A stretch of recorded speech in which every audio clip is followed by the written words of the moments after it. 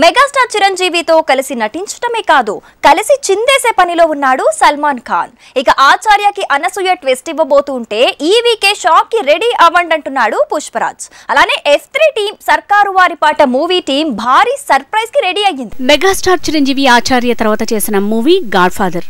Malayalam movie remake గా తెరకెక్కిన ఈ సినిమాలో సల్మాన్ గెస్ట్ రోల్ వేశాడు. షూటింగ్ పూర్తయ్యాక కూడా కొత్త పాటని యాడ్ చేస్తోందట ఫిల్మ్ టీం.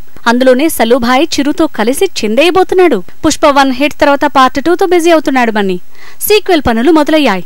ముందు యాక్షన్ షూట్ అనుకున్నప్పటికీ సాంగ్ షూట్ తో బిజీ కాబోతుందట ఫిల్మ్ టీం. వరుణ్ తేజ్ గనితో ఈ వీక్ కిక్ ఇవ్వబోతున్నాడు. ఇక మేలో F3 తో దండితబోతున్నాడు. వెంకీతో కలిసి వరుణ్ చేసిన ఈ సినిమా మేలో రాబోతోంది. అయితే ఈ ఆదివారం ట్రైలర్ ని లాంచ్ చేయబోతోంది film team. Super star Mahesh Babu Sarkaru Vaari పాట మూవీతో 2 వారాలకోసారి వార్తల్లో నిలుస్తోంది. టీజర్ సాంగ్ అంటూ 2-3 వారాలకో అప్డేట్ తో మార్కెట్ లో బీట్ పెంచేస్తున్నారు. సర్కార్ వారి పాట ఈ పాటికే 2 పాటలు ఒక్క టీజర్ తో నెట్ లో దుమ్ము దులుపుతోంది.